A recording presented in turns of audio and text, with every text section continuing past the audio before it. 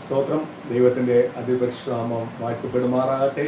നല്ല അനുഗ്രഹപ്പെട്ട ഒരു നല്ല പകലിനോട് സ്വർഗത്തിലെ കർത്താവ് നമുക്കായി ദാനം തന്നിരിക്കുന്ന വലിയ കൃപയെ ഓർത്ത് നന്ദിയോട് ഞാൻ ദൈവത്തെ സ്തുതിക്കുന്നു. നമ്മൾ ഓരോരുത്തരും ഓരോ ദിവസവും കഴിയുന്നത് ദൈവത്തിൻ്റെ കൃപയാലാണ് എന്ന് പറഞ്ഞാൽ ദൈവത്തിൻ്റെ കരുതലാണ്. ദൈവം നമ്മളെ വിളിച്ചു വേർതിരിച്ച നാൾ മുതൽ ഈ നിമിഷം വരെ കർത്താവ് നമ്മളെ തന്നെ വിശ്വസ്തനാണ്. പലപ്പോഴും വിശ്വസ്തതയില്ലാത്തത് നമുക്ക് ഓരോരുത്തർക്കുമാണ്. ഇന്ന് പകല് ദൈവമക്കളെ, നമ്മൾ വിശ്വസ്തയുള്ളവരെ ആവുന്നുവെങ്കിൽ ദൈവത്തിൻ്റെ മഹാ അത്ഭുതങ്ങളും അടയാളങ്ങളും ദൈവത്തിൻ്റെ മഹത്വവും അനുഗ്രഹങ്ങളും നമ്മളിപ്പോൾ പ്രാപിക്കുന്നത് പോലല്ല, ഇരട്ടി ഇരട്ടി നമുക്കൊരിക്കലും കണക്ക് വെക്കുവാനോ പറയുവാനോ കഴിയുന്നതിനും അപ്പുറമായി അത് അനുഭവിക്കുവാൻ സ്വർഗത്തിലെ ദൈവം നമുക്ക് ഭാഗ്യമൊരുക്കി തരും. സ്തോത്രം. വിശ്വസിക്കുന്നുവെങ്കിൽ, ദൈവത്തിന് വേണ്ടി വിശ്വസ്തയോട് നിൽക്കുന്നുവെങ്കിൽ, ഇന്ന് നമ്മൾ പലപ്പോഴും ലോകത്തിലെ പല മനുഷ്യന്റെ അടുത്തും നമ്മൾ വിശ്വസ്തത കാണിക്കാറുണ്ട്, വിശ്വസ്തയോട് നിൽക്കാറുണ്ട്. അതിലും ഇരട്ടിയായി ക്രിസ്തുവിന് വേണ്ടി നിങ്ങൾ വിശ്വസ്തയായി നിൽക്കുന്നുവെങ്കിൽ, നിങ്ങൾ വിശ്വസ്തരാവുന്നുവെങ്കിൽ, കർത്താവിന്റെ സന്നിധിയിൽ വിശ്വസ്തരാവുന്നുവെങ്കിൽ സ്വർഗത്തിലെ ദൈവം നിശ്ചയമായി നിങ്ങളുടെ കുടുംബത്തെ അനുഗ്രഹിക്കും. അതിനകത്ത് ഒരു മാറ്റവുമില്ല. ഒരു ശത്രുവിന്റെ ഒരു പ്ലാനോ പദ്ധതിയോ അതിനകത്ത് ജയിക്കുകയില്ല. Praise the Lord. ദൈവം നമ്മളെ അനുഗ്രഹിക്കണമെങ്കിൽ നമ്മൾ ദൈവസ്ഥാനം എന്ത് ചെയ്യണം? വിശ്വസ്തരാവണം. കർത്താവ് പറയുക, നീ എന്നെ വിശ്വസിക്കുന്നുവെങ്കിൽ സ്തോത്രം, നിന്നെ ഞാൻ എന്ത് ചെയ്യും? അനുഗ്രഹിക്കും. ഒരു വിഷയത്തിനകത്ത് ദൈവം വിടുതൽ തരുമെന്ന് വിശ്വാസമുണ്ടെങ്കിൽ നിശ്ചയമായി ആ വിഷയത്തിനകത്ത് ആരും മറുപടി തരും? കർത്താവ് മറുപടി തരും. അപ്പൊ ദൈവത്തെ നമ്മൾ വിശ്വസിക്കുന്നുവെങ്കിൽ സ്തോത്രം, ദൈവത്തിന് നമ്മുടെ മേലൊരു വിശ്വാസം ഉണ്ടാവണം. കാര്യം എന്തുവാ? ഇവൻ എന്റെ പൈതലാണ്. ഇവൻ എന്ത് വന്നാലും, എന്ത് പ്രതികൂലം വന്നാലും, നന്മ വന്നാലും, അനുഗ്രഹം വന്നാലും ഇവൻ എന്നിൽ നിന്ന് വിട്ടുപോത്തില്ല. ഇവൻ എന്റെ പ്രിയ ഞാൻ രക്തം കൊടുത്ത് വാങ്ങിയ എന്റെ പ്രിയ പൈതല എന്ന് കർത്താവിന് നമ്മളെ കുറിച്ച് ബോധ്യം ഉണ്ടാവെങ്കിൽ കർത്താവ് നിശ്ചയമായി നമ്മളെ എന്ത് ചെയ്യത്തില്ല? കൈവിടത്തില്ല. ദൈവം അനുഗ്രഹിക്കും. സ്തോത്രം. പലപ്പോഴും നമുക്കെത്തില്ല ആ കർത്താവിന് അപ്രകാരം ബോധ്യപ്പെടുത്തുവാൻ, അല്ലെങ്കിൽ കർത്താവിന് നമ്മളെ കുറിച്ച് അങ്ങനെ ഒരു ചിന്തിക്കുവാൻ പോലുമുള്ള രീതിയിലുള്ള ജീവിതമല്ല പലപ്പോഴും നമുക്കുള്ളത്. നമ്മൾ പലപ്പോഴും ജീവിക്കുന്നത് അവിശ്വാസ ജീവിതത്തിലാണ്. ഇന്ന് പ്രിയ മക്കളെ, ഞാൻ വീണ്ടും പരിശുദ്ധാത്മാവ് നിങ്ങളോട് ദൂത് ഇന്ന് പകല് വിളിച്ചു പറയുക, വിശ്വാസത്തിൽ കടന്നു പോവാ. നിങ്ങൾ വിശ്വാസത്തിൽ ഉറയ്ക്ക്. ദൈവത്തിന് മാത്രമേ എന്റെ കുടുംബത്തെ വിടുവിക്കുവാൻ കഴിയത്തുള്ളൂ. എന്റെ ജീവിതത്തിനകത്ത് എന്തെങ്കിലും ഒരു മാറ്റം തരണമെങ്കിൽ അത് ക്രിസ്തു യേശുവിന് മാത്രമേ കഴിയത്തുള്ളൂ എന്നുള്ള ഒരു വിശ്വാസം ഇന്ന് പകൽ നിങ്ങളെ കുടുംബത്തിനകത്ത് അടിസ്ഥാനപ്രകാരം ഒരു വിശ്വാസം നിങ്ങളെ കുടുംബത്തിനകത്ത് ഇന്ന് പകൽ ഉണ്ടെങ്കിൽ ദൈവത്തിന്റെ പരിശുദ്ധാത്മാവ് പറയുന്നു, ആ അടിസ്ഥാനത്തിൽ പണിയുന്ന ഏത് കാര്യത്തിനകത്തും ആര് കൂടെ ഉണ്ടാവും? കർത്താവ് കൂടെ ഉണ്ടാവും. അപ്പൊ നമ്മളെ അടിസ്ഥാനം എന്ന് പറയുന്നത് എന്തായിരിക്കണം? യേശുക്രിസ്തു ആയിരിക്കണം. യേശുക്രിസ്തു നമ്മളെ അടിസ്ഥാനമെങ്കിൽ നമ്മൾ എന്ത് ചെയ്യത്തില്ല? പതറിപ്പോത്തില്ല. സ്തോത്രം. നമുക്കൊരു വാക്യം നമുക്ക് വായിക്കാം. മത്തായി സുവിശേഷം 7-ാം അധ്യായത്തിന്റെ 1-ാം വാക്യം മുതൽ ഒന്ന് വായിക്കാം.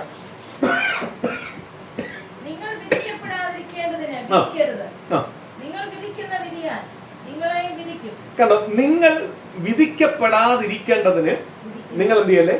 വിധിക്കരുത്. സ്തോത്രം. നമ്മളെ കർത്താവ് വിധിക്കുവാൻ ഇടവരുത്തല്ല. നമ്മളെ പാപത്തെയും നമ്മളെ രോഗത്തെയും ശാപത്തെയും എല്ലാം മാറ്റി തന്നത് ആര്? കർത്താവ്. ആമേൻ. നമ്മളെ കർത്താവ് എന്ത് ചെയ്യല്ലേ? വിധിക്കാൻ ഇടവരുത്തല്ലേ. വിധിക്കാൻ ഇടവരുത്താതിരിക്കണമെങ്കിൽ എന്ത് ചെയ്യണം? നമ്മളാരെയും എന്ത് ചെയ്യല്ലേ? വിധിക്കരുത്. നമ്മളാരെ വിധിക്കരുത്. കാര്യം എന്തുവാ? വിധിക്കുവാനുള്ള യോഗ്യത നമുക്കില്ലായിരുന്നു. നമ്മൾ എന്തായിരുന്നു? പാപിയായിരുന്നു. നമ്മുടെ മേൽ എന്തേ ഉള്ളായിരുന്നു? പാപം മാത്രമേ ഉള്ളായിരുന്നു. നമ്മളെ ഏക സ്വത്ത് എന്ന് പറഞ്ഞ പാപമായിരുന്നു. ആ പാപത്തെ ആരാ മാറ്റിക്കളഞ്ഞേ? കർത്താവായ യേശുക്രിസ്തുവാണ് നമ്മളെ പാപത്തെ എന്ത് ചെയ്തേ? കഴുകിക്കളഞ്ഞു. അപ്പൊ കർത്താവായ യേശുക്രിസ്തു നമ്മുടെ പാപത്തെ കഴുകിക്കളഞ്ഞു, നമ്മളെ ശുദ്ധിയാക്കിയിട്ടുണ്ടെങ്കിൽ നമ്മൾ എന്ത് ചെയ്യല്ലേ? മറ്റുള്ളവനെ വിധിക്കുവാൻ നമ്മൾ നിൽക്കരുത്. മറ്റുള്ളവനെ വിധിക്കുന്നതിലല്ല ദൈവം നമ്മളെ കുറിച്ച് ആഗ്രഹിക്കുന്നത്. ദൈവത്തെ വിശ്വസിച്ച് ദൈവത്തിന്റെ അടിസ്ഥാന പ്രകാരം ജീവിക്കുവാനാണ് ദൈവം നമ്മളെ തെരഞ്ഞെടുത്തത്, അല്ലാതെ മറ്റൊരുത്തനെ വിധിക്കുവാനല്ല. സ്തോത്രം. ഞാൻ ക്ലിയർ ആണ്, മറ്റവൻ ക്ലിയർ അല്ല. ഞാൻ ക്ലിയർ ആയത് ആര് മാത്രമാണ്? കർത്താവ് യേശു എന്നിൽ വന്നുകൊണ്ടാണ് ക്ലിയർ ആയത്. മറ്റവൻ ക്ലിയർ ആയില്ലെങ്കിൽ അവന്റെ മേൽ യേശു വരുന്നുവെങ്കിൽ അവൻ ക്ലിയർ ആവും. അവന് ആ ഭാഗ്യം ലഭിക്കുന്നുവെങ്കിൽ എന്ത് ചെയ്യും? അവൻ ക്ലിയർ ആവും. സ്തോത്രം. അവനെ വിധിക്കുവാനല്ല, അവന്റെ കുറ്റം കണ്ടുപിടിക്കുവാനല്ല, അല്ലെങ്കിൽ അവനെ ദോഷിയായി തള്ളിക്കളയാനല്ല ദൈവം എന്നെ വിളിച്ചത്. അവനെ ചേർത്ത് പിടിക്കുവാനോ അല്ല ദൈവം എന്നെ വിളിച്ചത്. എന്നെ ഏൽപ്പിച്ചിരിക്കുന്നതിൽ വിശ്വസ്തയോട് ഞാൻ ആരെ ചേർത്ത് പിടിച്ച് ജീവിക്കണം? കർത്താവിനെ ചേർത്ത് പിടിക്കണം. അപ്പൊ എനിക്ക് വേറൊരാളോട് ഒന്നും ഉണ്ടാകത്തില്ല, ദേഷ്യം ഉണ്ടാകത്തില്ല. ദേഷ്യവും ഇല്ലെങ്കിൽ അവനോട് എനിക്ക് ശത്രുത ഉണ്ടാവുമോ? ദേഷ്യവും ശത്രുത ഉണ്ടാകുന്നത് എന്തുകൊണ്ടാണ്? അവനെ വിധിക്കാൻ ചെല്ലുന്നതുകൊണ്ടാണ്. അവനെ വിധിക്കാതിരിക്കുന്നുവെങ്കിൽ, സ്തോത്രം, ഞാൻ അവനെ വിധിക്കാതെ അവനെ ചേർത്ത് പിടിക്കാനും കർത്താവ് പറയുന്നില്ല. കാര്യം എന്തുവാ? അവനെ ചേർത്ത് ഞാൻ പിടിക്കുമ്പോൾ അതിന്റെ അർത്ഥം അവൻ ചെയ്ത സകല പാപത്തിന് ഞാൻ കൂട്ടിക്കുക. അവനെ വിധിക്കുവാണെങ്കിൽ അതിന്റെ അർത്ഥം ഞാൻ മാത്രം പൂർണ്ണനും അവൻ പാപിയെന്നാണ്. എന്ന് പറഞ്ഞാൽ ഞാൻ ജനിച്ചപ്പോൾ മുതൽ ഞാൻ പൂർണ്ണനെന്നാണ്. ഞാൻ ജനിച്ചപ്പോൾ മുതൽ ഞാൻ പാപിയായിരുന്നു. യേശുവിനെ കണ്ടപ്പോൾ മുതലാണ് എന്റെ പാപം മാറിയത്. യേശു എന്നെ തെരഞ്ഞെടുത്തപ്പോഴാ എന്റെ പാപം മാറിയത്. അപ്പൊ എനിക്ക് അവനെ വിധിക്കാനുള്ള അധികാരമുണ്ടോ? എനിക്ക് അവനെ വിധിക്കാനുള്ള അധികാരമില്ല. കർത്താവ് പറഞ്ഞിരിക്കുന്നത് നീ അവനെ വിധിക്കണ്ട. വിധിക്കാനുള്ള അധികാരം നിനക്ക് ഞാൻ തന്നിട്ടില്ല. കാര്യം എന്തുവാ? അവനെ ഉണ്ടാക്കിയത് ഞാനാ. ഉണ്ടാക്കിയവര് മാത്രമേ വിധിക്കുവാനും അധികാരമുള്ളൂ, ശിക്ഷിക്കുവാനും അധികാരമുള്ളൂ, അനുഗ്രഹിക്കുവാനും അധികാരമുള്ളൂ. അപ്പോൾ എന്നെ ഉണ്ടാക്കിയത് ആരാണ്? കർത്താവായ യേശുവാണ്. യേശു എന്നെ ഉണ്ടാക്കിയിട്ടുണ്ടെങ്കിൽ, യേശു എന്നെ സൃഷ്ടിച്ചിട്ടുണ്ടെങ്കിൽ എന്റെ മേൽ സകല അധികാരം ആർക്കാ ഉള്ളത്? കർത്താവായ യേശു. സ്തോത്രം. അപ്പൊ യേശു സൃഷ്ടിച്ച മറ്റൊരാളെ വിധിക്കുവാൻ അധികാരം എനിക്കുണ്ടോ? കാര്യം എന്തുവാ? ഞാനല്ല അയാളെ സൃഷ്ടിച്ചത്. ആരാ സൃഷ്ടിച്ചത്? കർത്താവാ സൃഷ്ടിച്ചത്. കർത്താവ് സൃഷ്ടിച്ച ദൈവത്തിന് മാത്രമേ ഒരുവനെ വിധിക്കുവാനുള്ള അധികാരം ഉള്ളൂ. പ്രിയ ദൈവമൈതലേ, നീ ദൈവത്തിന്റെ സന്നിധി വന്നപ്പോൾ നിന്നെ പൂർണ്ണനാക്കി. നീ എന്ത് ചെയ്താൽ മതി? ദൈവസന്നിധി വിശ്വസ്തയോട് ജീവിച്ചാൽ മതി. നീ മറ്റൊരുവനെ എന്ത് ചെയ്യാൻ പോകണ്ട? വിധിക്കുവാൻ പോകണ്ട. അടുത്ത വാക്യം,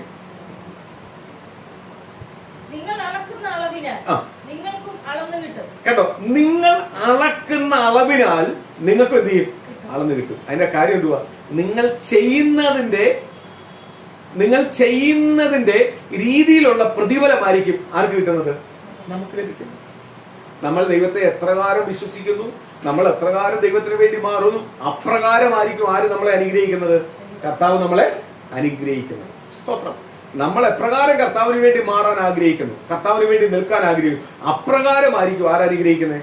കർത്താവ് നമ്മളെ അനുഗ്രഹിക്കുന്നത്. സ്തോത്രം. പ്രിയ ദൈവമക്കളെ, ഇന്ന് പകല് തിരിച്ചറിഞ്ഞു, ദൈവം നമ്മളെ അനുഗ്രഹിക്കണമെങ്കിൽ, സ്തോത്രം, ദൈവത്തിന്റെ വചനത്തെ വിശ്വസിച്ച് ദൈവത്തോട് എപ്രകാരം ദൈവത്തിന്റെ സന്നിധിയിൽ നമ്മൾ വിശ്വസ്തയോട് നിൽക്കുന്നു, അതിനനുസരിച്ച് എന്ത് ചെയ്യും? ദൈവം നമ്മളെ അനുഗ്രഹിക്കും. കർത്താവ് പറയാ, നിങ്ങൾ അളക്കുന്ന അളവിനാൽ നിങ്ങൾക്ക് എന്ത് ചെയ്യും?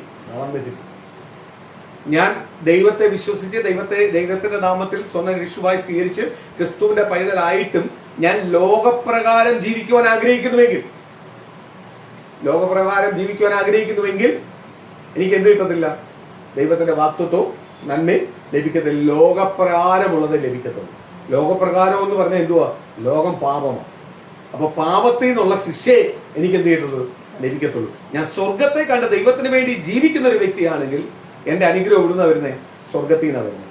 അപ്പൊ സ്വർഗത്തിൽ നിന്ന് എന്ത് ചെയ്യും? ഞാൻ ചെയ്യുന്ന പ്രവൃത്തിക്ക് അനുസരിച്ച് കർത്താവ് പറയും, നീ ചെയ്യുന്ന രീതിയിൽ അളന്നായിരിക്കും നിനക്ക് പ്രതിഫലം തരുന്നത്. അല്ലയോ? സ്തോത്രം. ദൈവം പറയാ, ദശാംശം കൊടുക്കുന്നു. ദൈവം പറയാ, നീ കൊടുക്കുന്നതനുസരിച്ച് നിനക്ക് അമർത്തി കുടിക്കുക പ്രതിഫലം ദൈവം തരും.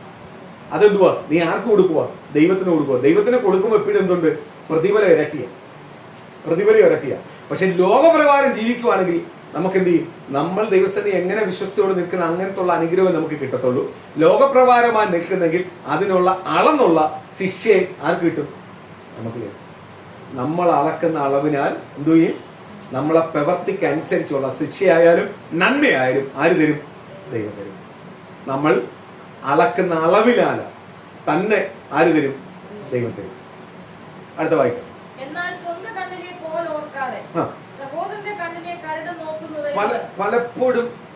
പലപ്പോഴും ദൈവമക്കളുടെ പരിപാടി സ്വന്തം തെറ്റിനെ മറച്ചു വെച്ചിട്ട് എന്ത് ചെയ്യും? മറ്റൊരുത്തന്റെ തെറ്റ് കണ്ടുപിടിക്കുക. ഇത് കർത്താവ് നമ്മളെ വിളിച്ചിരിക്കുന്ന മറ്റൊരുത്തന്റെ തെറ്റിനെ കണ്ടുപിടിക്കാനല്ല, സ്വന്തം തെറ്റിനെ മനസ്സിലാക്കി അതിനെ പൂർണ്ണമായി കഴുകിക്കളഞ്ഞ് ശുദ്ധീകരിച്ച് പുതിയൊരു വ്യക്തിയായി തീരുവാനാ ആര് നമ്മളെ കുറിച്ച് ആഗ്രഹിക്കുന്നത്? കർത്താവ് നമ്മളെ കുറിച്ച് ആഗ്രഹിക്കുന്നത്. പക്ഷെ പലപ്പോഴും നമ്മൾ എന്തോ ചെയ്യുന്നത്? നമ്മളെ തെറ്റിനെ മറച്ചു വെച്ചിട്ട് മറ്റൊരുവന്റെ ചെറിയ തെറ്റിനെ നമ്മൾ വലുതാക്കി പറയും. കാര്യം എന്തുവാ? അങ്ങനെ പറയുന്നതിൽ ഏറ്റവും വലിയ കാര്യം നമുക്ക് തെറ്റുള്ളത് കൊണ്ടാണ്. പക്ഷെ നമ്മൾ തെറ്റുകാരല്ല, നമ്മൾ പരിപൂർണമായ ദൈവത്തിന്റെ വചനപ്രകാരം ജീവിക്കുന്നെങ്കിൽ മറ്റൊരുവന്റെ തെറ്റിനെ നമ്മൾ നോക്കാൻ പോകില്ല. കാര്യം എന്തുവാ? നമ്മൾ തെറ്റ് ജീവിക്കാൻ ആഗ്രഹിക്കുന്നില്ല. തെറ്റ് ജീവിക്കാൻ ആഗ്രഹിക്കുമ്പോൾ മറ്റൊരുത്തനെ നോക്കുന്നത്. തെറ്റ് ജീവിക്കാതെ നമ്മൾ ദൈവത്തിനെ മാത്രം നോക്കി ജീവിക്കുവാണെങ്കിൽ നമ്മൾ ആരെ നോക്കത്തുള്ളൂ? എപ്പോഴും ആരെ നോക്കത്തുള്ളൂ? ദൈവത്തെ മാത്രമേ നോക്കൂ. ദൈവത്തിന്റെ മാർഗം എപ്പോഴും എന്തുള്ള വിശുദ്ധിയുള്ളതാണ്. നമ്മളെ തെറ്റിനെ മറയ്ക്കാനാണ് നമ്മൾ മറ്റൊരുത്തന്റെ തെറ്റ് കണ്ടുപിടിക്കുന്നത്. സ്തോത്രം. ഇന്ന് പ്രിയ മക്കൾ, ദൈവത്തിന്റെ വചനം പറയുക, മറ്റൊരുവനെ വിധിക്കാനുള്ള അധികാരമില്ല. കാര്യം എന്തുവാ? ഞാൻ തെറ്റ് ചെയ്യാത്തൊരു വ്യക്തിയാണെങ്കിൽ ഞാൻ എപ്പോഴും എന്ത് ചെയ്യും? ദൈവത്തെ നോക്കി ഓടും. പക്ഷെ ഞാൻ തെറ്റ് ചെയ്യുന്ന ഒരു വ്യക്തിയാണെങ്കിൽ എന്റെ കാട്ടിൽ തെറ്റ് ചെയ്യുന്നവരുണ്ടോ, എന്റെ കാട്ടിൽ തെറ്റ് ചെയ്യുന്ന കുറവുണ്ടോ എന്ന് നോക്കാൻ പോകും. അങ്ങനെയാണ് നമ്മൾ എന്ത് ചെയ്യുന്നത്? മറ്റൊരുവനെ വിധിക്കാൻ പോകുന്നത്. സ്തോത്രം. അടുത്തത്, അല്ല സ്വന്തം കണ്ണിൽ കോലിരിക്കെ നീ സഹോദരനോട് നിന്റെ കണ്ണിൽ നിന്ന് കരടെടുത്ത് കളയട്ടെ എന്ന് പറയുന്നത് എങ്ങനെ? കപടഭക്തിക്കാരാ, മുമ്പേ സ്വന്തം കണ്ണിൽ നിന്ന് കോൽ എടുത്തു കളക, പിന്നെ സഹോദരന്റെ കണ്ണിൽ നിന്ന് കരടെടുത്ത് കളവാൻ വെടിപ്പായി കാണും. കണ്ടോ? സ്വന്തം കണ്ണിലെ സ്വന്തം തെറ്റിനെ എടുത്തു മാറ്റിയിട്ട് നിൽക്കുന്നുവെങ്കിൽ മറ്റൊരുവന്റെ തെറ്റിനെ എന്ത് ചെയ്യത്തില്ല? നമ്മൾ വിധിക്കാൻ പോകത്തില്ല. കാര്യം എന്തുവാ? നമുക്കറിയാം നമ്മൾ പാപിയായിരുന്നു.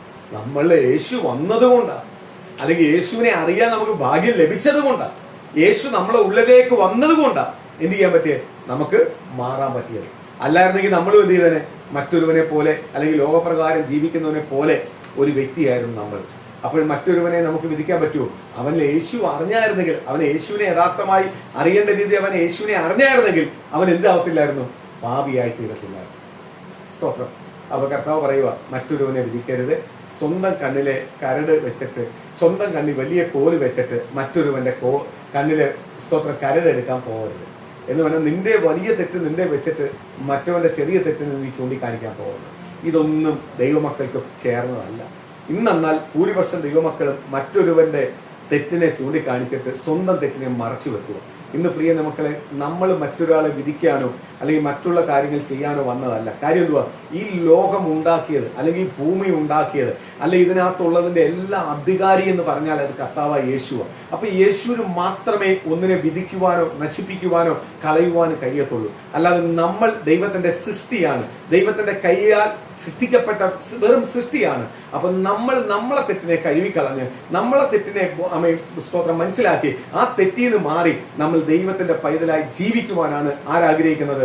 കർത്താവ് ആഗ്രഹിക്കുന്നത്. അങ്ങനെ ആരും ജീവിക്കുന്ന ഒരു വ്യക്തിക്ക് മാത്രമേ ദൈവത്തിന്റെ മഹത്വവും അനുഗ്രഹവും ചെയ്യാൻ പറ്റത്തുള്ളൂ, പ്രാപിക്കാൻ കഴിയത്തുള്ളൂ. അടുത്ത വാക്യം,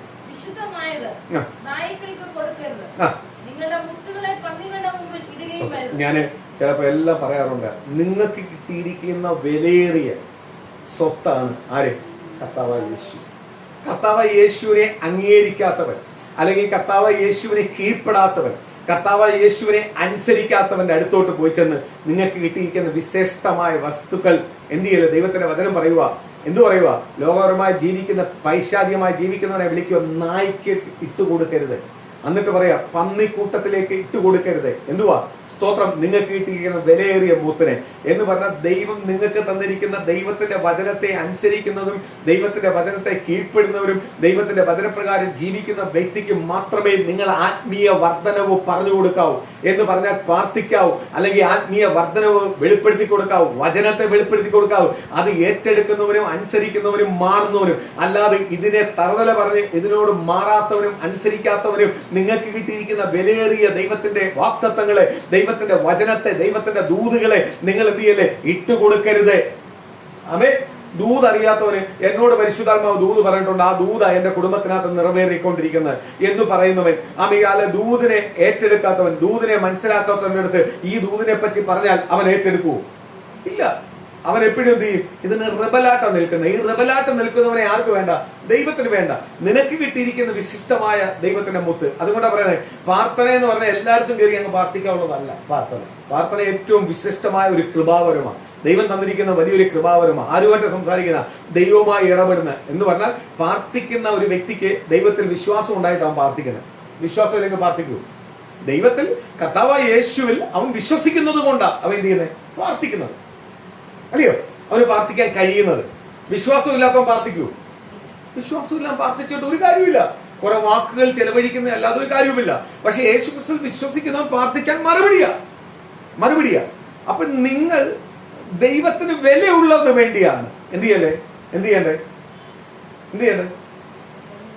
ദൈവത്തിന് വില കൊടുക്കുന്ന വ്യക്തിയെടുത്ത് മാത്രമേ ദൈവത്തെ കുറിച്ച് പറയാവൂ. ദൈവത്തിന് വില കൊടുക്കാത്തവന് ദൈവത്തെ കുറിച്ച് പറഞ്ഞിട്ട് കാര്യമുണ്ടോ?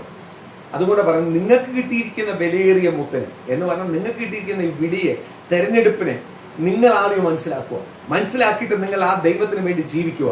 അല്ലാതെ ഇതിന് വില കൊടുക്കാത്തൊരു വ്യക്തിയിലേക്ക് എന്ത് ചെയ്യല്ലേ, ഇട്ട് കൊടുക്കരുത്. ഇന്ന് ഭൂരിപക്ഷം പേരും തർക്കിക്കാൻ ഇഷ്ടപ്പെടുന്നവരാണ്, തർക്കിച്ച് ജയിക്കാൻ ഇത് തർക്കിക്കാനുള്ള മാർഗമല്ല. ഈ തിരുവചനം എന്ന് പറയുന്നത് തർക്കിക്കാനുള്ള മാർഗമല്ല. തിരുവചനം എന്ന് പറയുന്നത് അനുസരിക്കാനുള്ള ഒരു മാർഗമാണ്, ഏറ്റെടുക്കാനുള്ള മാർഗമാണ്, മാറാനുള്ള മാർഗമാണ്, ദൈവത്തിന് വേണ്ടി ജീവിക്കുവാനുള്ള മാർഗമാണ്, ദൈവത്തിന് വേണ്ടി നിൽക്കുവാനുള്ള മാർഗമാണ്, പാപത്തെ ജയിക്കുവാനുള്ള മാർഗമാണ്, പാപത്തിൽ നിന്ന് മാറി വരാനുള്ള മാർഗമാണ്, പാപത്തെ തകർക്കുവാനുള്ള മാർഗമാണ്. സ്തോത്രം.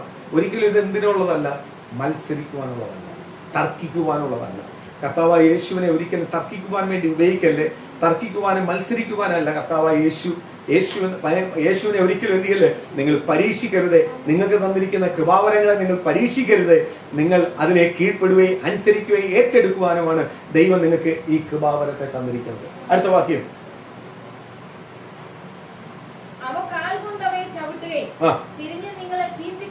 കണ്ടോ, അവർ അതിനെ കാൽ കൊണ്ട് ചവിട്ടി. യേശുക്രിസ്തുവിനെ അറിയാത്ത ഒരു വ്യക്തിയെ എടുത്ത് യേശുക്രിസ്തുവിനെ പറഞ്ഞാൽ, ഏറ്റെടുക്കാൻ താല്പര്യമില്ലാത്ത ഒരാളോട് പറയുമ്പോൾ തന്നെ നമുക്കറിയാം അവൻ ഏറ്റെടുക്കാൻ താല്പര്യമുണ്ടോ ഇല്ലയോ. ആ താല്പര്യമില്ലാത്തവന്റെ അടുത്തേക്ക് ഇതിനെ കൊടുക്കല്. കാര്യം എന്തുവാ, അവൻ ഇതിനെ എന്ത് ചെയ്യും, കാലുകൊണ്ട് ചവിട്ടുവേ. ഇത് കാലുകൊണ്ട് ചവിട്ടാനുള്ള മാർഗമാണോ? ഏറ്റവും വിലപ്പെട്ട മാർഗമാണ്. എന്റെ ജീവിതത്തിലെ ഏറ്റവും വലിയ വിലപ്പെട്ടതാ എന്റെ യേശു, എന്റെ തിരുവചനം, എന്റെ യേശു എനിക്ക് തരുന്ന ദൂതുകൾ, ആലോചനകൾ എന്റെ ജീവിതത്തിലെ ഏറ്റവും വിലപ്പെട്ടതാ. അതിനെ എന്തിനുള്ളതല്ല, ചവിട്ടി മെതിക്കുവാനുള്ളതല്ല, അതിനെ വെറുതെ കളയുവാനുള്ളതല്ല, അവർക്ക് ദൈവത്തിന് വിലയില്ലാത്തവരെന്ത് ചെയ്യും, ദൈവഭയമില്ലാത്തവരെന്ത് ചെയ്യും, ഇതിനെ ചവിട്ടും, ഇതിനെ മെതിക്കും. അതാരും ആഗ്രഹിക്കുന്നില്ല, ദൈവം ആഗ്രഹിക്കുന്നില്ല. അടുത്തത്, യാചിപ്പി എന്നാൽ നിങ്ങൾക്ക് ലഭിക്കും എന്ന് പറഞ്ഞാൽ എന്ത് ചെയ്യണം, യാചിച്ചാലേ ആര് തരത്തുള്ളൂ, കർത്താവ് തരത്തുള്ളൂ. കാര്യം എന്തുവാ, ഇതിന് വില കൊടുത്താലേ, ചുമ്മാ ഒന്നും കർത്താവ് തരത്തില്ല, വില കൊടുത്താലേ ദൈവം തരത്തുള്ളൂ. ദൈവം പറയുക, യാചിപ്പീൻ എന്നാൽ നിങ്ങൾക്ക് ലഭിപ്പിക്കും. സ്തോത്രം. അടുത്തത്, അന്വേഷിപ്പീൻ എന്നാൽ നിങ്ങൾ കണ്ടെത്തും. യേശുവിന്റെ സന്നിധി യാചിപ്പീൻ. യാചിപ്പിക്കും എന്ന് പറയുന്നതിന്റെ ഒരു വാക്കിന് വലിയൊരു അർത്ഥമുണ്ട്. എന്തുവാ, കീഴ്പ്പെടുക. ഒരാളോട് ഞാൻ ചോദിക്കുന്ന പോലല്ല യാചിക്കുന്നത് എന്ന് പറഞ്ഞാൽ അയാൾക്ക് എന്ത് ചെയ്യണം, കീഴ്പ്പെടണം, അയാൾക്ക് വില കൊടുക്കണം, അയാളെ വലുതായിട്ട് കാണണം. അയാളെ വലുതായിട്ട് കാണണം, അയാൾക്ക് കീഴ്പ്പെടണം. ഒരാളോട് ചോദിക്കുന്നത് പോലല്ല യാചിക്കുന്നത്, ആണോ? സ്തോത്രം. ചോദിക്കുന്ന പോലെയാണ് യാചിക്കുന്നത്. ഞാനൊരു ഡൗട്ട് വെച്ചോട്ടെ. നിങ്ങളെ വീട്ടിനകത്തൊരു യാചകൻ വരുക, യാചകൻ വന്നിട്ട് നിങ്ങളടുത്ത് 10 രൂപ എടുത്തോണ്ട് പോവാ എന്നാണ് ചോദിക്കുന്നത്, എന്തെങ്കിലും തരുമോ? അപ്പൊ നമ്മളെ മനസ്സിനകത്തൊരു അനുഭവം കൊടുക്കാൻ. സ്തോത്രം. ചിലപ്പോൾ നമുക്ക് അദ്ദേഹത്തോട് മനസ്സലിവ് എന്തായിട്ട് നമ്മളെ മനസ്സിനകത്തൊരു തുക വരും, ആ തുക എടുത്തു കൊടുക്കും. സ്തോത്രം. ചോദിക്കുന്നതും കൽപ്പിക്കുന്നതായിട്ട് വ്യത്യാസമുണ്ട്. കൽപ്പിക്കുന്നവൻ അധികാരം ഉണ്ടായിട്ടാണ് കൽപ്പിക്കുന്നത്, ചോദിക്കുന്നവൻ പരിചയം ഉണ്ടോണ്ടാ ചോദിക്കുന്നത്. പക്ഷെ യാചിക്കുന്നവൻ അങ്ങനല്ല, ഒന്നിനും യോഗ്യനല്ല. നിങ്ങളാണ് വലുത്, നിങ്ങളെ ആശ്രയം ഉണ്ടെങ്കിലേ എനിക്ക് ജീവിക്കാൻ പറ്റത്തുള്ളൂ, നിങ്ങളെ ദയ ഉണ്ടെങ്കിലേ എനിക്ക് ജീവിക്കാൻ പറ്റത്തുള്ളൂ, നിങ്ങളെ കരുണയുണ്ടെങ്കിലേ എനിക്ക് ജീവിക്കാൻ പറ്റത്തുള്ളൂ. സ്തോത്രം. നിങ്ങൾ മനസ്സലിഞ്ഞാലേ എനിക്ക് നിൽക്കാൻ പറ്റത്തുള്ളൂ. ആരാ മനസ്സാ? ദൈവത്തിന്റെ. ഞാൻ കർത്താവിന്റെ ആയി. ഇനി കർത്താവിന് മനസ്സുണ്ടെങ്കിൽ മാത്രമേ എനിക്ക് നിൽക്കാൻ പറ്റൂ, കർത്താവിന് മനസ്സുണ്ടെങ്കിൽ മാത്രമേ എനിക്ക് ജീവിക്കാൻ പറ്റൂ, കർത്താവിന് മനസ്സുണ്ടെങ്കിൽ മാത്രമേ എനിക്ക് അനുഗ്രഹം പ്രാപിക്കാൻ പറ്റത്തുള്ളൂ. അപ്പൊ ദൈവസന്നിധിയിൽ എപ്പോഴും നിങ്ങൾ എന്ത് ചെയ്യണം, യാചിക്കുന്നവർക്ക് തുല്യനാവണം. ആർക്കാ? ദൈവത്തെ എന്ത് ചെയ്യണം, നിന്റെ യജമാനനെ കാണണം, നിന്റെ പിതാവായിട്ട് കാണണം, നിന്റെ സർവ ഉപരിയായുള്ള ദൈവം തമ്പുരാനായിട്ട് കാണണം. എന്നിട്ട് ആ ദൈവസന്നിധി എന്ത് ചെയ്യണം, യാചിക്കണം. ഇന്ന് പലപ്പോഴും കൽപ്പിക്കുക. ചിലര് കർത്താവിന്റെ സന്നിധി പലരും എന്ത് ചെയ്യുക, കൽപ്പിക്കുക. ദൈവം ഇച്ചിരി സ്വാതന്ത്ര്യം കൊടുത്തപ്പോഴേ എന്ത് ചെയ്യുക,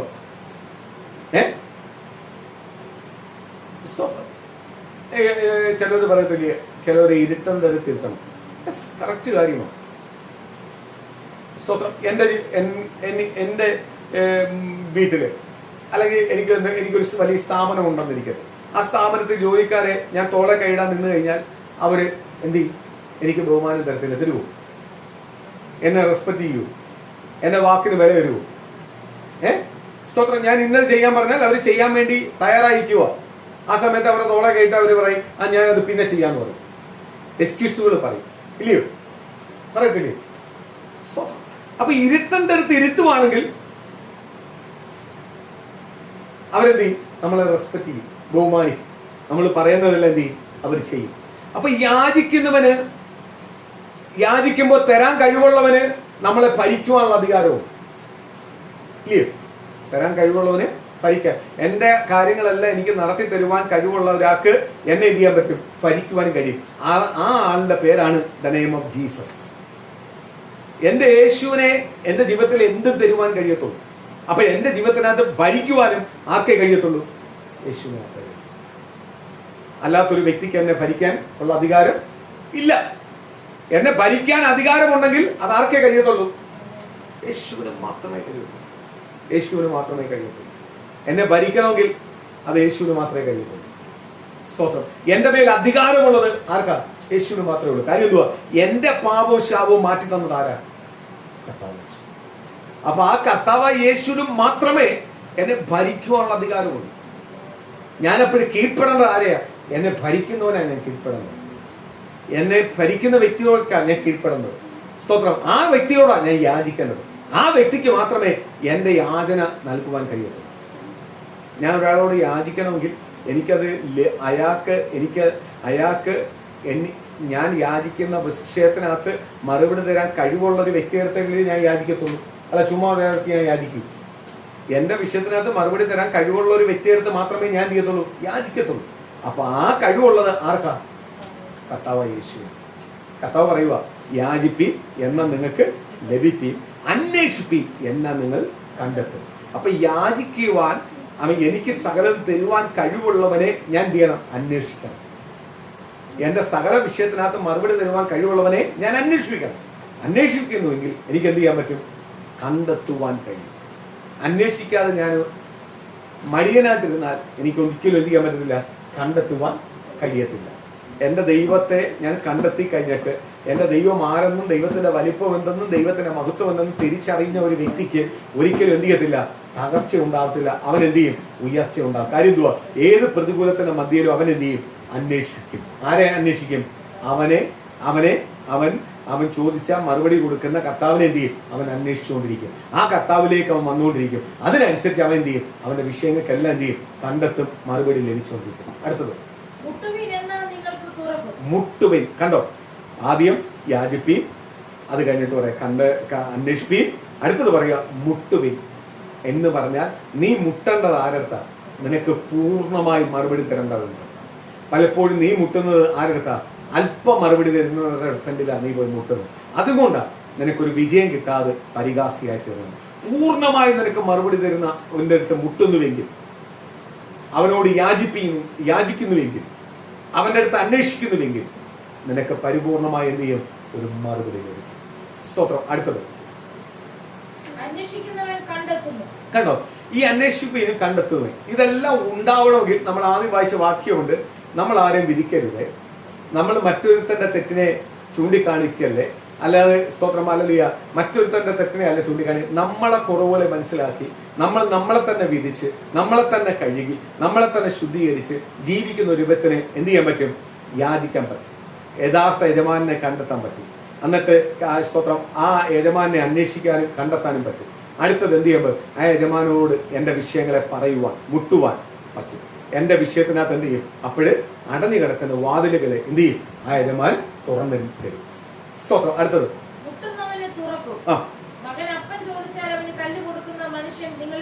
ദൈവം ഒരു ഉദാഹരണം പറയുക. ഒരു മകൻ വന്ന അപ്പനോട് അപ്പൻ ചോദിച്ചാൽ അപ്പത്തിന് വരുന്ന ഈ കല്ല് തിന്നോളാൻ പറയൂ. കാര്യം എന്തുവാ? അയാളെ മകനാണ് അദ്ദേഹത്തോട് വന്ന് ചോദിക്കുന്നത്. അവനെ അപ്പം ഇല്ലെങ്കിൽ അപ്പം ഇങ്ങനെ ഉണ്ടാക്കി കൊടുക്കും. കാര്യം എന്തുവാ? മകനാ വന്ന് അപ്പനോട് ചോദിക്കുന്നത്. സ്തോത്രം. ഒരിക്കലും എന്ത് ചെയ്യത്തില്ല? അപ്പം ഇല്ലെന്ന് പറഞ്ഞ് അല്ലെങ്കിൽ അപ്പം അവൻ ചോദിച്ചതിന് വേണ്ടി അവന് കല്ലെടുത്ത് കൊടുക്കത്തില്ല. കാര്യം എന്തുവാ? അടുത്ത വാക്യത്തിൽ മനസ്സിലാൻ പറ്റും. അടുത്തത് മീൻ ചോദിച്ചാൽ അവര് പാമ്പിനെ കൊടുക്കുമോ? നിങ്ങളുടെ മക്കൾക്ക് നല്ല ദാനങ്ങളെ കൊടുക്കാൻ അറിയുന്നുവെങ്കിൽ സ്വർഗ്ഗസ്ഥനായ നിങ്ങളുടെ പിതാവ്. ഒരു മിനിറ്റ്. ദൈവത്തിന്റെ വചനം പറയുക, ദോഷികളായ മനുഷ്യ, നിനക്ക് നിന്റെ മകൻ അപ്പം ചോദിക്കുമ്പോ കല്ല് കൊടുക്കത്തില്ല, മീൻ ചോദിക്കുമ്പോ പാമ്പിനെ കൊടുക്കത്തില്ല. നിന്റെ മക്കൾക്ക് ഇപ്പോഴും നീ എന്ത് ചെയ്യും? നല്ലത് കൊടുക്കുവാൻ ആഗ്രഹിക്കുന്നത്. നല്ലത് കൊടുക്കുവാൻ ആഗ്രഹിക്കുന്നവർ, എങ്കിൽ നിങ്ങളെ സ്വർഗസ്ഥനായ പിതാവ്, അടുത്തത് എങ്കിൽ സ്വർഗ്ഗസ്ഥനായ നിങ്ങളുടെ പിതാവ് തന്നോട് യാചിക്കുന്നവർക്ക് നന്മ എത്രയധികം കൊടുക്കും. കണ്ടോ, സ്വർഗസ്ഥനായ പിതാവ് എന്നോട് യാചിക്കുന്ന എന്റെ മക്കൾക്ക് എത്ര നന്മ കൊടുക്കുമെന്ന് നിങ്ങൾക്ക് പറയാൻ പറ്റൂ? നിങ്ങളെ മക്കൾക്ക് ലോകപരമായി ജീവിക്കുന്ന നിങ്ങളെ മക്കൾ അപ്പം ചോദിച്ചപ്പോൾ കല്ല് കൊടുത്തില്ല, മീൻ ചോദിച്ചപ്പോൾ അമ്മനെ കൊടുത്തില്ല, നിങ്ങൾക്ക് നല്ലത് കൊടുക്കാൻ അറിയാം. എങ്കിൽ നിങ്ങളെ തെരഞ്ഞെടുത്ത് നിങ്ങൾ എന്തെന്ന് മനസ്സിലാക്കി നിങ്ങളെ വിളിച്ചു വേർതിരിച്ച നിങ്ങളെ അനുഗ്രഹിക്കുന്ന നിങ്ങളെ കർത്താവായ ദൈവത്തിന് നിങ്ങൾക്ക് ദോഷമുള്ളത് ചെയ്യാൻ പറ്റുമോ? എത്ര രീതി നിങ്ങളെ അനുഗ്രഹിക്കാൻ പറ്റും ഇന്ന് മനസ്സിലാക്കുക. എന്റെ കർത്താവിനെ അറിയേണ്ട രീതി അറിയുന്നുവെങ്കിൽ എന്റെ അനുഗ്രഹം വലുതാ. ഒരിക്കലും ഒരു മനുഷ്യന്റെ ചിന്തകൾക്കകത്ത് ചിന്തിക്കുവാനോ അവന്റെ ചിന്തകൾക്കകത്ത് നിരൂപിക്കുവാനോ കഴിയാത്ത ഒരു ബ്ലെസ്സിങ് ആയിരിക്കും എന്റെ ദൈവം വെച്ചിരിക്കുന്നത്. എന്ന് പറഞ്ഞാൽ ചിലപ്പോൾ എനിക്ക് വിദ്യാഭ്യാസം കാണത്തില്ല, കഴിവ് കാണത്തില്ല, സൗന്ദര്യം കാണത്തില്ല, ആരോഗ്യം കാണത്തില്ല, ഞാൻ പല കാര്യത്തിനകത്തും വട്ടപൂജ്യമായിരിക്കാം, ലോക മനുഷ്യൻ നോക്കുമ്പോൾ വട്ടപൂജ്യമായിരിക്കാം. പക്ഷെ ഞാൻ എന്റെ പിതാവ്, എന്റെ സ്വർഗസ്ഥനായ പിതാവ് എന്നെ തെരഞ്ഞെടുത്തെങ്കിൽ, എന്റെ പിതാവ് എന്റെ ദൈവമെങ്കിൽ, എന്റെ പിതാവിനോടൊപ്പമാണ് ഞാൻ ജീവിക്കുന്നതെങ്കിൽ എന്റെ ദൈവത്തിന് അനുഗ്രഹിക്കുവാൻ ആമികാലയോ ഒരു നിമിഷം പോലും വേണ്ട. ആമികാല സ്തോത്രം. എല്ലാ കഴിവുള്ളവരെ അനുഗ്രഹിച്ചതിനെക്കാട്ടി വലിയ അനുഗ്രഹം ആർക്ക് തരുവാൻ കഴിയും? എന്റെ ദൈവത്തിന് എന്റെ ജീവിതത്തിനകത്ത് ചെയ്യുവാൻ കഴിയും. അങ്ങനെ നീ ഏറ്റെടുക്കാൻ വിശ്വസിക്കുന്നുവെങ്കിൽ, അന്വേഷിക്കേണ്ട രീതി അന്വേഷിക്കുന്നുവെങ്കിൽ, മുട്ടേണ്ട രീതി മുട്ടുന്നുവെങ്കിൽ, യാചിക്കേണ്ട രീതി യാചിക്കുന്നുവെങ്കിൽ, സ്വർഗത്തിലെ ദൈവം ഇന്ന് ഈ വചനം കേൾക്കുന്ന ദൈവ പൈതലെ ദൈവം പറയുക, നീ നിൽക്കുന്നിടത്ത് ദൈവം ഒരു മാറ്റം തരാൻ പോവുക, അനുഗ്രഹിക്കാൻ പോവുക, നിന്റെ അവസ്ഥ മാറാൻ പോവുക, നിന്റെ കുടുംബത്തിന്റെ അവസ്ഥ മാറാൻ പോവുക, നിന്റെ രോഗങ്ങൾ മാറാൻ പോവുക, മാനസിക ക്ലേശങ്ങൾ മാറാൻ പോവുക, നിന്റെ കുടുംബത്തിനെതിരെ വെല്ലുവിളിക്കുന്ന വാദിക്കുന്ന ശത്രുന ചില മുഖങ്ങൾ ഉടയാൻ പോവുക, നിനക്ക് ലഭിക്കത്തില്ലെന്ന് പറഞ്ഞ ചില വിഷയത്തിനകത്ത് നിനക്കായി ചില വഴികൾ ദൈവം തുറക്കാൻ പോവുക, ചില പേപ്പർ വർക്കുകൾ നിനക്കായി ചെയ്യാൻ പോവുക. ഒരിക്കലും ആർക്കും നടക്കാത്ത ചില അത്ഭുതങ്ങൾ നിന്റെ ജീവിതത്തിനകത്ത് നടക്കാൻ പോവുക. കാര്യം നീ വഴി ചില നന്മകൾ വെളിപ്പെട്ടേ മതിയാകത്തുള്ളൂ. നിന്നെ വിളിച്ചവൻ വിശ്വസന. ദൈവം നിന്നെ വിളിച്ചത് ഒരിക്കലും തിന്മയിലേക്ക് തള്ളിക്കളയുവാനല്ല, നന്മയിലേക്ക് അനുഗ്രഹത്തിലേക്ക് കൊണ്ടുവരുവാനാണ് ദൈവം നിന്നെ വിളിച്ചിരിക്കുന്നത്. കാര്യം ദൈവത്തിന് നിന്നെ കുറിച്ച് ഒരു പദ്ധതിയുണ്ട്, നിന്റെ കുടുംബത്തെ കുറിച്ച് ഒരു പദ്ധതിയുണ്ട്, നിന്റെ തലമുറയെ കുറിച്ച് ഒരു പദ്ധതിയുണ്ട്. നീ വസിക്കുന്ന ദേശത്ത്, നീ വസിക്കുന്ന മെന്തുകാർമികളുടെ മധ്യയിൽ, നിന്റെ നിവാസികളുടെ മധ്യയിൽ ദൈവം നിന്നെ മാനിക്കുവാൻ ഒരു പദ്ധതിയുണ്ട്. അത് മാനിക്കുവാനാണ് കർത്താവ് വിളിച്ചിരിക്കുന്നത്, അല്ലാതെ തകർക്കുവാനല്ല വിളിച്ചിരിക്കുന്നത്. നിന്നെ തകർത്ത് കളയാനല്ല വിളിച്ചിരിക്കുന്നത്, ഉയർത്തുവാനാണ് വിളിച്ചിരിക്കുന്നത്. പ്രിയ ദൈവമേ, നീ അറിയേണ്ട രീതിയിൽ കർത്താവിനെ അറിയുന്നുവെങ്കിൽ ഇന്ന് പരിശുദ്ധാത്മാവ് ധൂളി വിളിച്ച് പറയുന്നു, ഇന്ന് പകരം ദൈവം നിന്നെ അനുഗ്രഹിക്കാൻ പോവാ. In the name of Jesus, നിന്റെ കുടുംബത്തിനകത്ത് വെളിപ്പെടാൻ പോവുക. മറുപടിയുടെ പകൽ വെളിപ്പെടാൻ പോവുക. അത്ഭുതത്തിന്റെ ഒരു മറുപടി ഇത് വെളിപ്പെടാൻ പോവുക. യേശുവിൽ നീ വിശ്വസിക്കുന്നു, യേശുവിലേക്ക് നീ മാറുന്നു, നിന്നെ തന്നെ നീ ഒന്ന് കഴുകുക, നിന്നെ തന്നെ ഒന്ന് ശുദ്ധീകരിക്കുക. നിന്റെ സ്വഭാവങ്ങളെല്ലാം മാറട്ടെ, പാരമ്പര്യ സ്വഭാവങ്ങൾ മാറട്ടെ, പാരമ്പര്യമായുള്ള പ്രവർത്തികൾ മാറട്ടെ. യേശുവിലേക്ക് ഏൽപ്പിച്ചുകൊണ്ട് ദൈവത്തിന്റെ പരിശുദ്ധാത്മാവ് പറയുന്നു, ചിലത് നിന്നെ മേൽ ചെയ്യാൻ പോവാ. നിന്നെ വാലല്ല തലയാക്കുവാനാണ് സ്വർഗം ആഗ്രഹിക്കുന്നത്, വാലല്ല തലയാക്കുവാനാണ് സ്വർഗം ആഗ്രഹിക്കുന്നത്. ദൈവം നിന്നെ അനുഗ്രഹിക്കുവാൻ ആഗ്രഹിക്കുന്നത്. സ്തോത്രം. ഇന്ന് നീ അറിയേണ്ട രീതി കർത്താവിനെ ഒന്ന് അറിയേ. ദൈവം പറയുക, ഞാൻ വിളിച്ച മക്കൾക്ക് സ്തോത്രം ഹല്ലേലൂയ, ഞാൻ എത്ര നന്മ കൊടുക്കും നിനക്ക് പറയാൻ പറ്റുമോ? അതിലും വലിയ നന്മയ്ക്കാണ് ഞാൻ വിളിച്ചിരിക്കുന്നത്. അവരെ തിന്മയിലേക്ക് തള്ളിയിടുവാനല്ല, കഷ്ടത്തിലേക്ക് തള്ളിയിടുവാനല്ല, പ്രയാസത്തിലേക്ക് തള്ളിയിടുവാനല്ല. ദൈവം വിളിച്ചിരിക്കുന്നത് അനുഗ്രഹിക്കുവാനാണ്. പ്രിയ ദൈവത്തിലെ നിന്റെ കുടുംബത്തിന്റെ നായകൻ ക്രിസ്തുവാണെങ്കിൽ, നിനക്ക് ഒരു നായകനെ ഉള്ളൂ, അത് ക്രിസ്തുവാണെങ്കിൽ, ആമേൻ. ഇന്ന് പ്രിയ ദൈവത്തിലെ അപ്രകാരം ഉറപ്പോട് നിൽക്കുന്ന ദൈവവേദനോട് ദൈവത്തിന്റെ പരിശുദ്ധാത്മാവ് ദൂത് പറയുക, നിശ്ചയമായി നിന്റെ കുടുംബത്തെ അനുഗ്രഹിക്കും. ഈ 2021 നിനക്കൊരു അനുഗ്രഹത്തിന്റെ വർഷമായിരിക്കും. ഈ 2021 നിനക്കൊരു വിടുതലിന്റെ വർഷമായിരിക്കും. ഈ 2021 നിനക്ക് പലരുടെ ഫ്രണ്ടിൽ ഒരു മറുപടിയുടെ വർഷമായിരിക്കും. നിന്റെ ഈ 2021 ചില ചോദിച്ചതിന് മാറുന്ന വർഷമായിരിക്കും. നിന്റെ കുടുംബത്തിനകത്ത് ചില മാറ്റങ്ങൾ നൽകുന്ന വർഷമായിരിക്കും. അത്ഭുതങ്ങൾ പ്രവർത്തിക്കുന്ന വർഷമായിരിക്കും. ഈ 2021 നിന്റെ കുടുംബത്തെ ആരനുഗ്രഹിക്കും? ദൈവം നിശ്ചയമായി അനുഗ്രഹിക്കും. നീ വിശ്വസിക്കുന്നു, നീ ഏറ്റെടുക്കാൻ തയ്യാറാവുന്നു. സ്വർഗത്തിലെ ദൈവം വിളിച്ചു പറയുക, ദൈവം നിന്നെ അനുഗ്രഹിക്കാൻ പോവാ. അടുത്തൊരു വാക്കിനും വായിച്ച് നമുക്ക് സ്തോത്രം ഇതിന്ന് വിടാം. സ്തോത്രം. മനുഷ്യർ നിങ്ങൾക്ക് ചെയ്യണമെന്ന് നിങ്ങൾ ഇച്ഛിക്കുന്നതൊക്കെ നിങ്ങൾ അവർക്കും ചെയ്യുവിൻ. ന്യായപ്രമാണവും പ്രവാചകന്മാരും ഇത് തന്നെ. ഇടുക്കുവാതിലൂടെ അകത്ത് കടപ്പി, നാശത്തിലേക്ക് പോകുന്ന വാതിൽ വീതിയുള്ളതും വഴി വിശാലവും, അതിൽ കൂടി കടക്കുന്നവർ അനേകരുമാകുന്നു. കണ്ടോ, ഇടുക്കുവാതിൽ കൂടെ കടക്കുവാൻ നിങ്ങൾ ആഗ്രഹിക്കുകയും, നിങ്ങൾ ഇടുക്കുവാതിൽ കൂടെ അകത്ത് ചെല്ലുമ്പോൾ അകത്തെന്തുവാ? വിശാലതയെ ഒരുക്കി വെച്ചിട്ടുണ്ട്. സ്തോത്രം. പാപത്തിന്റെ മാർഗം വിശാലമായ മാർഗം. നിങ്ങൾ പാപം പാപം ചെയ്യണമെന്ന് നിങ്ങൾ ചിന്തിക്കേണ്ട. നിങ്ങൾ എന്ത് ചെയ്യും? പാപത്തിലേക്കാണ് വലിക്കുന്നത്. പക്ഷെ നിങ്ങൾ നീതിയിലേക്ക് ജീവിക്കണമെങ്കിൽ ചിന്തിച്ചാലേ പറ്റും. നിങ്ങൾ മാറിയേ പറ്റും. നിങ്ങൾ നീതിമാനാവണമെങ്കിൽ എന്ത് ചെയ്യണം? നിങ്ങൾ ചിന്തിക്കണം, നിങ്ങൾ മാറിയേ പറ്റും. പക്ഷെ പാപം ചെയ്യാൻ നിങ്ങൾ ചിന്തിക്കുകയൊന്നും വേണ്ട. പാപം നിങ്ങൾ മുന്നിൽ കിടക്കുക, എപ്പം വേണമെങ്കിലും വലിച്ചിടാൻ തയ്യാറാണ്. പക്ഷെ അതിൽ നിന്ന് മാറി നിൽക്കണമെങ്കിൽ, നീതിയോട് ജീവിക്കണമെങ്കിൽ ചില പാപത്തെ എന്ത് ചെയ്യണം? പാപത്തെ മനസ്സിലാക്കിയേ പറ്റത്തുള്ളൂ, അതിനെ ജയിച്ച്. അതുകൊണ്ട് പാപത്തിന്റെ വഴി എന്തുവാ? വിശാലമാണ്. ദൈവത്തിന്റെ മാർഗം എന്തുവാ? ഇടുക്കുവാതില്ല. അതിൽ കൂടെ അകത്ത് കയറി കഴിഞ്ഞാൽ വിശാലം. പിന്നെ നിങ്ങൾ രക്ഷപ്പെട്ടു. കർത്താവിലേക്ക് ആയിക്കഴിഞ്ഞാൽ പിന്നെ എന്ത് ചെയ്യുക? നിങ്ങൾ രക്ഷപ്പെട്ടു. നിങ്ങൾ എന്ത് ചെയ്യാൻ പറ്റത്തില്ല, ആർക്കും ഒന്നും ചെയ്യാൻ കഴിയത്തില്ല. പക്ഷെ കയറി വരാനാ പാട്. കാര്യം എന്തുവാ? കയറി വരണമെങ്കിൽ നിങ്ങൾ പഴയതെല്ലാം വിട്ടേ പറ്റൂ. നിങ്ങൾ വീണ്ടും ജനിച്ചേ പറ്റൂ. നിങ്ങൾ പുതിയൊരു വ്യക്തിയായേ പറ്റൂ. പഴയ സ്വഭാവം, പഴയ ബന്ധങ്ങൾ, പഴയ കൂട്ടുകെട്ടെല്ലാം മാറി നിങ്ങൾ പുതിയൊരു വ്യക്തിയായി തീരണം. നിങ്ങൾ ആരുടെയായി തീരണം? യേശു ആഗ്രഹിക്കുന്ന പ്രകാരം ജീവിതമുള്ള ഒരു വ്യക്തിയായി തീർന്നാൽ മാത്രമേ നിങ്ങൾക്ക് ദൈവത്തിന്റെ ആവാൻ തീരാൻ പറ്റത്തുള്ളൂ. പക്ഷെ പാപിയാവണമെങ്കിൽ നിങ്ങൾ പാപം ചെയ്യുന്നതനുസരിച്ച് നിങ്ങൾ എന്ത് ചെയ്യുക? ദൈവമായി മാറിക്കൊണ്ടിരിക്കുക, ദൈവമായി വിട്ടുകൊണ്ടിരിക്കുക. നിങ്ങൾക്ക് ഒരിക്കലും എന്ത് ചെയ്യാൻ പറ്റത്തില്ല? നീതിമാനാവാൻ കഴിയത്തില്ല. ഏത് പാപിക്കും മാനസാന്തരപ്പെടുവാൻ ഒരു അവസരമുണ്ട്. മാനസാന്തരപ്പെട്ടാൽ നിങ്ങൾ ഭാഗ്യവാനാണ്. മാനസാന്തരപ്പെട്ടില്ല എങ്കിൽ നിങ്ങൾ ഒരിക്കലും എന്ത് ചെയ്യത്തില്ല? ഭാഗ്യം ചെയ്തവരല്ല. നിങ്ങൾ എന്ത് ചെയ്യും? ശത്രുവിന്റെ കയ്യിൽ അകപ്പെട്ടു പോകും. സ്തോത്രം. ഇന്ന് കർത്താവ് വിളിക്കുക. ഇന്ന് നിങ്ങളെ ഭവനത്തിന്റെ നായകൻ ക്രിസ്തുവാണെന്ന് നിങ്ങൾക്ക് ഉറപ്പുണ്ടെങ്കിൽ, നിങ്ങൾ ക്രിസ്തുവിന് വേണ്ടിയാ ജീവിക്കുന്നെങ്കിൽ, നിങ്ങൾ ക്രിസ്തുവിന് വേണ്ടി മാറുന്നുവെങ്കിൽ, നിങ്ങൾ ക്രിസ്തുവിന് വേണ്ടി ജീവിക്കാൻ ആഗ്രഹിക്കുന്നുവെങ്കിൽ, ഇന്ന് പകല് പരിശുദ്ധാത്മാവിനോട് വിളിച്ചു പറയുക. ചില വാക്തത്വങ്ങൾ നിങ്ങളുടെ കുടുംബത്തിനകത്ത് ദൈവം തരും. നിങ്ങളെ ഒരു ശത്രുവിന് തൊടാൻ പറ്റത്തില്ല. സ്തോത്രം. എന്ന് പറഞ്ഞാൽ ഇടുക്ക് വാതിലിൽ കൂടെ അകത്ത് ചെന്നാൽ പിന്നെ നിങ്ങളെ തൊടാൻ പറ്റത്തില്ല. കയറാനാ പാട്ട്. കയറിക്കഴിഞ്ഞാൽ പിന്നെ ദൈവത്തിന്റെ വചനം പറയുന്നു, കലപ്പയ്ക്ക് കൈ വെച്ചവൻ ബാക്കിലോട്ട് നോക്കണം. ബാക്കിലോട്ട് നോക്കുന്നവനെ ഒന്നും ആർക്ക് വേണ്ട? ദൈവത്തിന് വേണ്ട.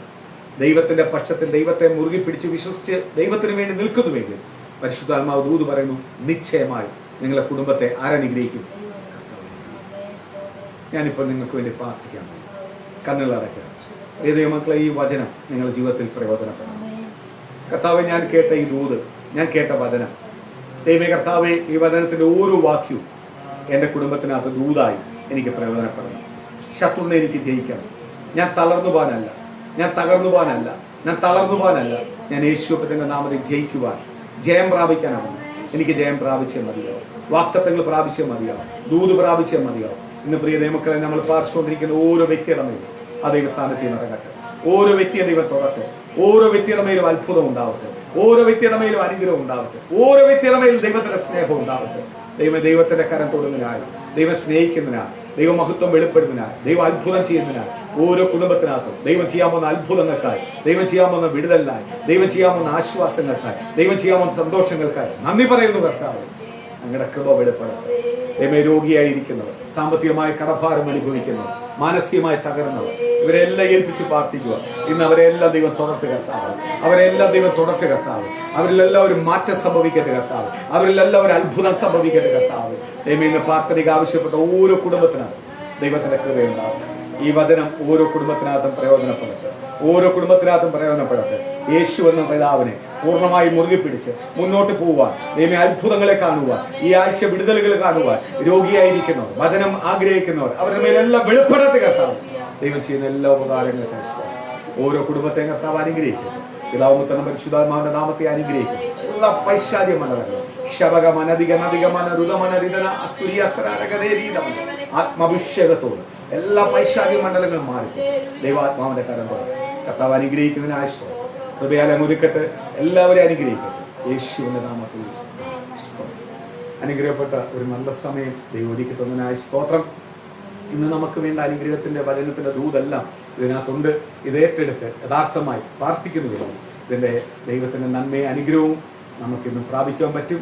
യേശുവിന്റെ ഫ്രണ്ടിൽ ശക്തമായി പ്രയർ ചെയ്യുക, പ്രാർത്ഥിക്കുക. ദൈവം അനുഗ്രഹിക്കട്ടെ. ദൈവം അമികാലിയെ നമ്മളെ ഓരോരുത്തരെയും അനുഗ്രഹിക്കട്ടെ. ദൈവം ഒരിക്കൽ എല്ലാ സമയത്തിനായ സ്തോത്രം. എല്ലാവരെയും അനുഗ്രഹിക്കുന്നു.